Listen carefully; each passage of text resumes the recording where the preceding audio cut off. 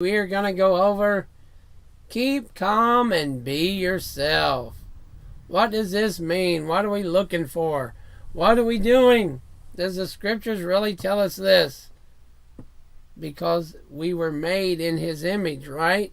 We were made in the way that he told us to go. So knowing all this, we should know what the scriptures say. There's a lot of things in the scriptures that we need to know, we need to learn, we need to be a part of. But in many cases we don't know because we're not taught. He said, my people were destroyed for a lack of knowledge. As we went over, even the prayers of those are an abomination. Even people's praying doesn't go anywhere. For some reason we're told that, hey, these prayers mean everything. These prayers are going somewhere. These prayers mean something. But if they're not the prayers of the saints, if they're not the prayers of the believers, then where are they going? Who's listening to them? If you had a child and he kept telling you, hey, guess what? I'm going to be this. I'm going to do that. I'm going to do this. I'm going to do that. What would you eventually have to say? More power to you, right? Enjoy that life. Enjoy doing those things. We have to keep calm and be ourselves and stop trying to be Kim Kardashian, Bruce Jenner, Caitlyn Jenner, whatever the world and programming and telling us to be. If we're not careful, that's what we're trying to be. Either willingly or unwillingly, we don't know, but we're doing what we see. Right? But Yahweh said to Samuel, do not look on his appearance or on the height of his stature, because I have rejected him. For Yahweh sees not as man sees.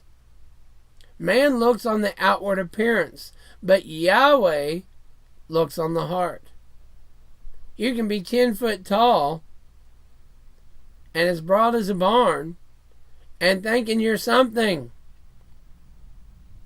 But you can be a spiritual gnat. And the person that's 3 feet tall, that really you didn't think could do much of anything, right? They'd have to have the paper sack stabbed just to rip it open. But a spiritual giant, which one would you rather be? Now think now before you answer. A lot of people are going to say what? They want to be the 10 foot tall guy. But not at the end, not in life, not when the blessings come, not when life is going along, right? Because you can guarantee the 10 foot tall guy is going to be tested by everybody, and everybody's going to wait. And the minute he can't lift a boulder or a rock or something, people are going to say, oh, that guy's a weakling, look at him. All that stature and all that power, he should be able to do more. Right? Psalms 139, 14 through 16. I praise you, for I am fearfully and wonderfully made. Why do we want to be green-headed, clown-headed, this-headed type of person? Why do we want to do that? We wasn't made with green hair. We wasn't made with orange hair.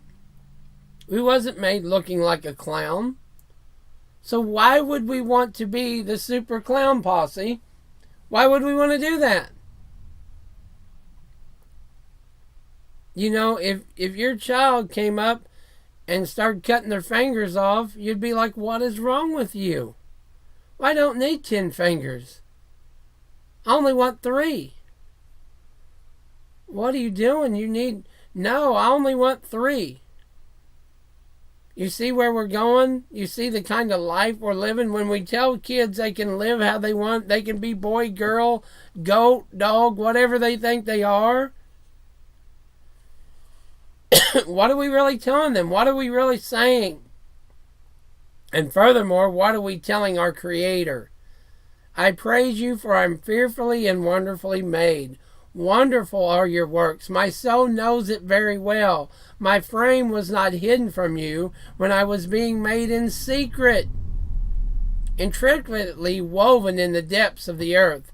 Your eyes saw my unformed substance. in your book were written, every one of them the days that were formed for me, when as yet there was none of them. He knows when he made us, and he knows how long we're going to be here. That's why he says, by what statute, by what works, by what can we do add even an hour to our life? What can we do? We worry about it. We complain. We go and then we go and all these things. But he knows the day we're born and the day we die. So who do we want to know more than the doctor? Who do we want to trust more than the hospital? Who do we want to trust more than Falsey? This one, that one. What? Oh, tell me what's really going on. Maybe you want to know the one that knows when your time's up. How you're going to go. Maybe you need to be right with him. Maybe you need to be thankful to him. Your eyes saw my unformed substance. We don't know so much. So many people, when have you ever heard a sermon on this alone? Your eyes saw my unformed substance. He took us from the earth. He took us and made us into what we are. And placed us in the womb and made us what we are. But we think mommy and daddy and this one and that one and all this and all that. But we was created by Yahweh. Every one of them. The days that were formed for me, when yet there was none of them. Before we was even alive, he set our days. Is that not amazing alone? But we want to be somebody else. We want to be like somebody else. We want to act like somebody else. We want to live like somebody else. When he made us so intricate, so special. Do not be conformed to this world. Oh, that was Psalms 139, 14 through 16. If you care to look it up and read it for yourself. We have to read our scriptures. We have to know what he's saying. We have to know what we are, because if we don't know what we are, if we don't know where we are, then the enemy comes in and says, oh, we're on this little bouncy ball that's in the middle of nothing, hurling 1,000 miles at nothing and doing this and that and nothing. And there's a lot of nothings. But when we really go with Yahweh, we understand we're not a speck of sand. We're not just so far away from everyone and everything. We're not so far away from everything. And I would submit to you, that's why a lot of people live the life they live. Because they think they're nothing. They think they're a speck of nothing over here doing nothing, right? They think they're just a speck of nothing. Think of that. They say, oh, well, you're just a speck of this over here doing this. Then what happens? That's all you are, right? You're just a speck of something somewhere. You go out there and you look at the sand in the beach and you pick up a piece of sand and you say, oh, wow, there's one piece of sand. Don't mean nothing to the beach, right? Just a little bitty old thing of nothing. And I would submit to you that's what the world and the enemy has tried to tell us. We're in this vast universe and we're just a speck of nothing, and that's why people, I would submit to you, kill themselves. That's why they live their life they do, because they want to be noticed. They want to be like Kim. They want to be like Bruce. They want to be like this one. They want to be like Connor. They want to be like somebody. So they'll be noticed. Right? Instead of the creator of heaven and earth, the creator of all, is looking at us personally. Knows how much hair we have, knows what we're doing, knows what's going on. And yet we have the nerve. We'll cut it off, we'll throw it away, we'll do what we want, and we'll do anything we want with. And he tells us specifically not to do these things. Don't do this, don't do that, don't do this, don't do that. Tell me what to do. Do not be conformed to this world. Romans 12:2. But be transformed by the renewal of your mind, that by testing you may discern what the will of Elohim is. What is the will of Elohim? Well, when we read our Bibles, we find out what His will is. When we listen and pray to Him, we find out what His will is. But when we say, well, I think men and women can wear seats. I think men and women can do this. I think that when we start going down that road, it's I think, and therefore I am, and therefore I, and on it goes. By testing, you may discern. What test? What are we learning? What is in the test? Sometimes if we're sick, we learn in being sick. Sometimes others being sick, we learn by them being sick. Right?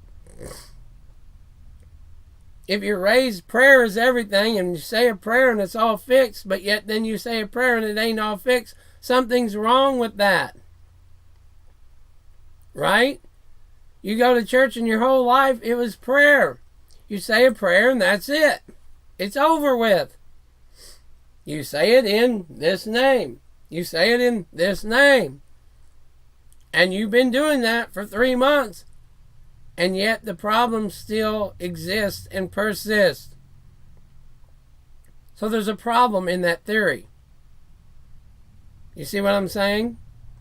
Now, is it a problem with the Bible? Is it a problem with...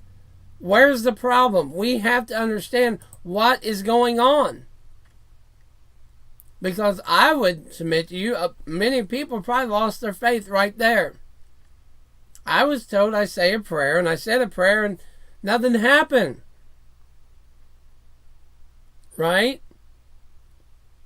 Well, if this is the way that people say it is, then the Creator should have answered my prayer.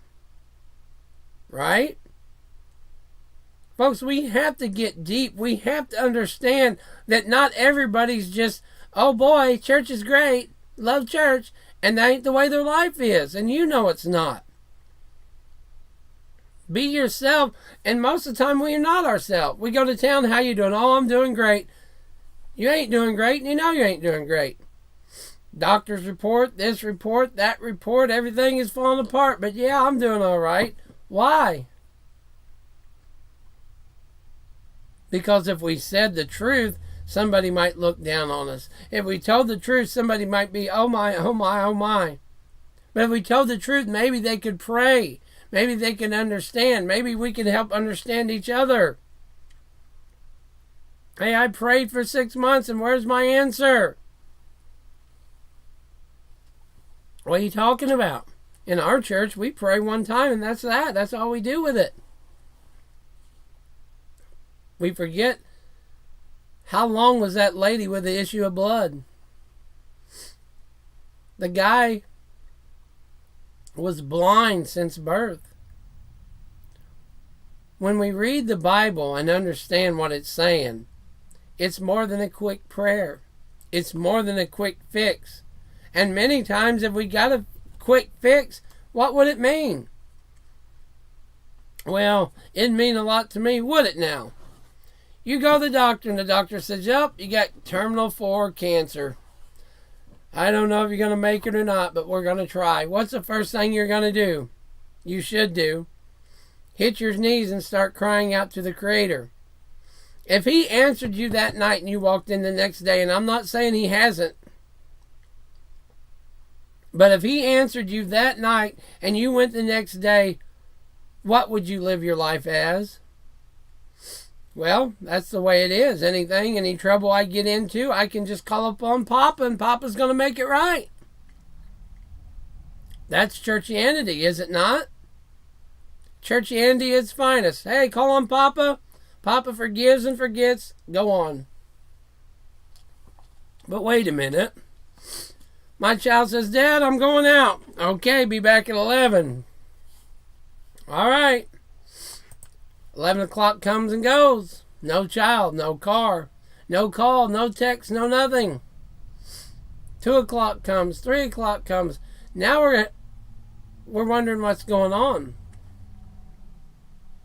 5 o'clock, here comes some mangled mess of a car. Some kid with a broken arm. A couple other kids. We're sorry, we're sorry, we're sorry, we're sorry. There's your totaled car. There's your broken child. Now, is everything going to be all right in the morning? No, you're going to have a totaled car, right? You're going to have a broken arm. It's going to take how long to heal? This is the way life really works, right? So why on earth do we think, and we know that child's hurt, we know he understands, we know he got something out of that he should have brought himself home, right? But you're still probably going to say, after, are you all right, how everything go, and all this, da-da-da-da-da, you're going to say you're grounded for a year. You're grounded for 6 months. You should have listened to me. Correct? When that child comes up and says, can I borrow the keys to the car? You're probably not going to be so apt to throw him the keys to the car. Now, the creator of heaven and earth says, don't eat this. Don't live this way. Don't get tattoos. Don't do this. Don't do that. Don't kill. Don't commit adultery. Don't. 248 times I think there's don'ts. How many times have we broke that curfew? How many times have we broke that trust line? How many times have we went against what he said to do? And then what happens? You see what happens here? If we're not very careful, we break the trust and what he says to do. And when our child does it, he learned lesson the hard way, is what I'm saying, right? That mangled car, that wreck, that broken arm, but it's not going to heal overnight. If you're 40 years old and you've lived 30 of those years the way you wanted them to, maybe there's a lesson to learn. Maybe there's a heaven to gain. Maybe there's something to get closer to than, oh well. Because you know it as well as I do. Most people, if they was healed, if that was fine, the car's a mangled mess, big deal, let's live life, let's go drive tomorrow, give me the keys, nothing would change.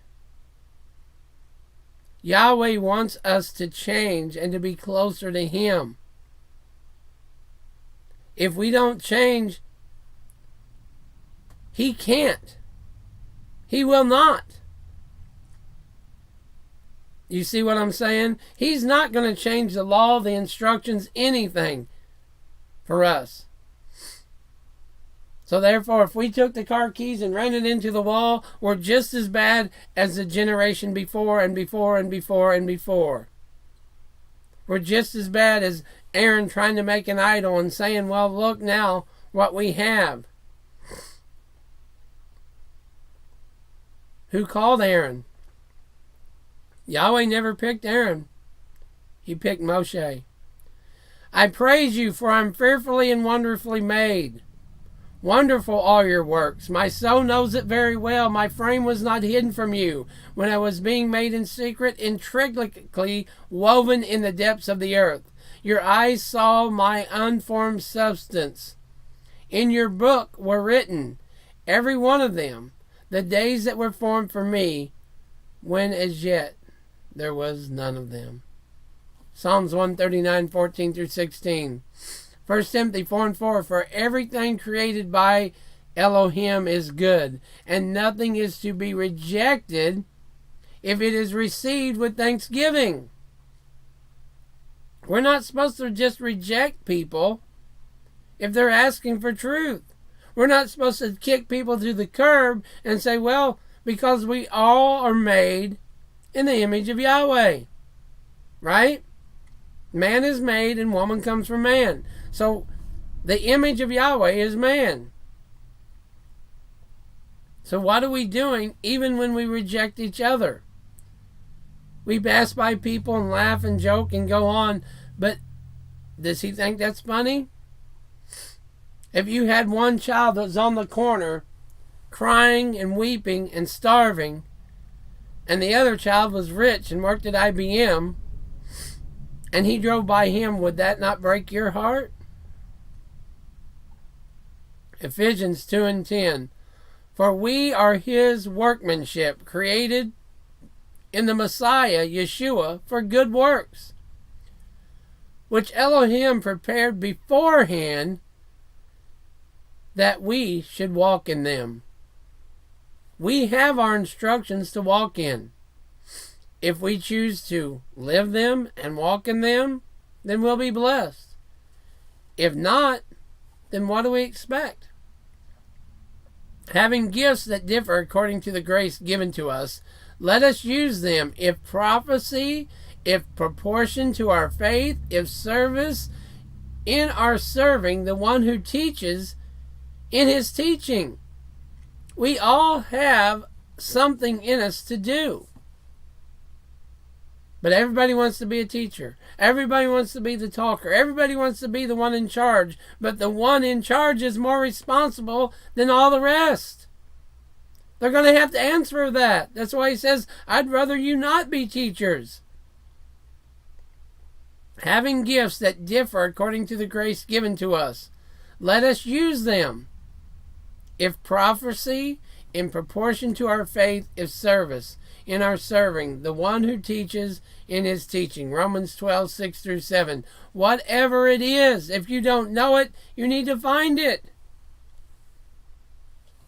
I'm a child of God. Well, what's your service? I don't know. Singing in the choir? I don't think so. Well, it is. No, I don't think that's a part of. I don't see singing in the choir in Romans. Do you? Commit your work to Yahweh, and your plans will be established. Proverbs 16:3.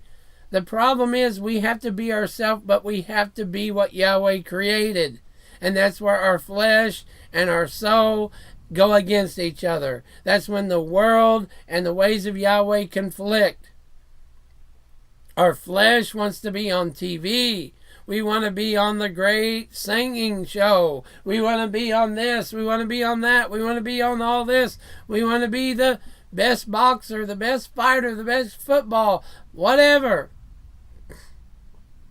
Right? The best female UFC fighter on earth. And here she is. Right?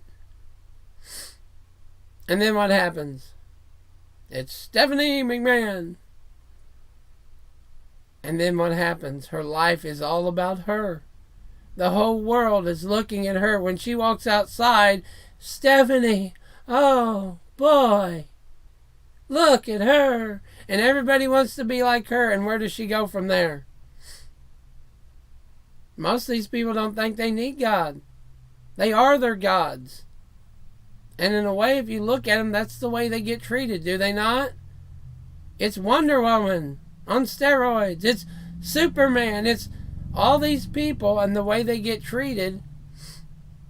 And when they belch, when they have a hiccup, when they eat a wrong meal, we all know about it. Right? Stephanie ate at Applebee's and got sick. The Inquirer wants to know, how long was she sick? 27 minutes. Oh my gosh. How did she live 27 minutes throwing up? Oh, poor thing. Write her a note. Right? That's how we live. A lot of people do.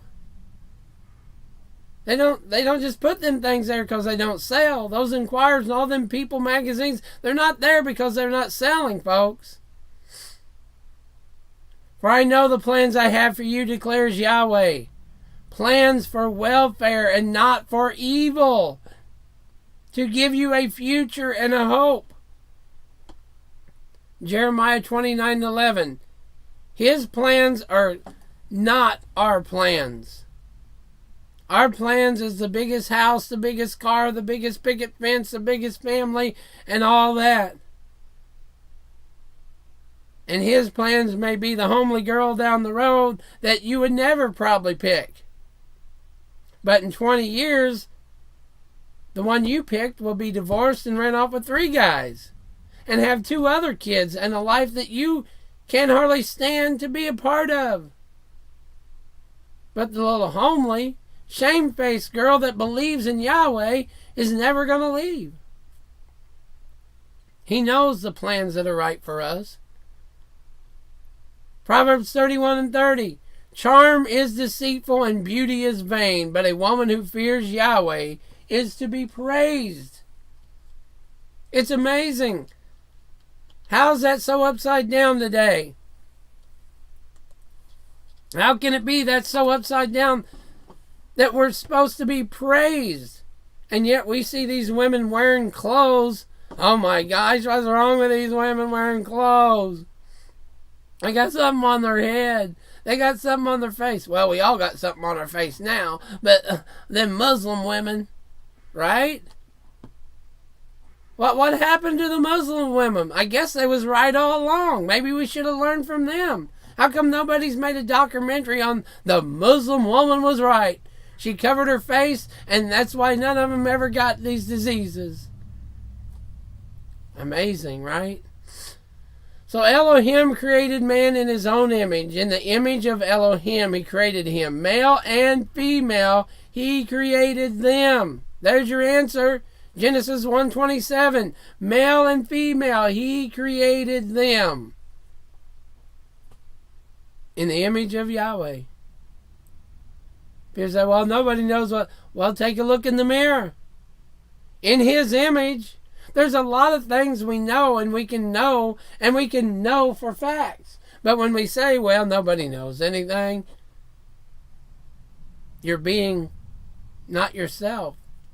You're being what you was not created to be. 2 Thessalonians 1:11 and 12. To this end we always pray for you, that our Elohim may make you worthy of his calling, and may fulfill every resolve for good in every work of faith by his power, so that the name of Yahweh, Yeshua, may be glorified in you, and you in him, according to the grace of Elohim and our Lord, Yeshua HaMashiach. Why are we not worried about what he thinks about us? Why are we not worried about what he's looking down and seeing? We're more worried about what our jeans ripped up on us, what our clothes look like, what the name of our clothes are, what everything is, what Kanye's wearing, what this one's wearing, what's Jay-Z doing, what's the hippest song of the day. Let me go buy it and put it on my iPhone. Let me put it on my speaker. Let me blare it out of my car. I'll be cool. Everybody knows I'm right here. It's 2022, y'all. Yahweh does not change. You know, I would almost step out and say he doesn't even care, does he? Does he care it's 2022, 2024? He cares that we're loved, we're cared for, we're taken care of, and we love one another. That we love our brothers and sisters. In closing, Matthew 5:5 through 10. Blessed are the meek, for they shall inherit the earth. Blessed are those who hunger and thirst for righteousness, for they shall be satisfied. Blessed are the merciful, for they shall receive mercy. Blessed are the pure in heart, for they shall see Elohim. Blessed are the peacemakers, for they shall be called sons of Elohim. That's what we're striving for right there. Blessed are the pure in heart, for they shall see him. They're going to see Elohim. Folks, we need to do what the scripture says. We need to believe in the scriptures, and we need to be ourselves. So until next time, may Yahweh bless you. May his countenance shine upon you. And may he grant you shalom. Be yourself. Be true to yourself. Be true to what he wants you to be. Be in his plans and not your plans. And everything will be just fine. Until next time, may Yahweh bless you. Have a great and wonderful day. Shalom, everybody, and thank you for listening. May Yahweh bless you all.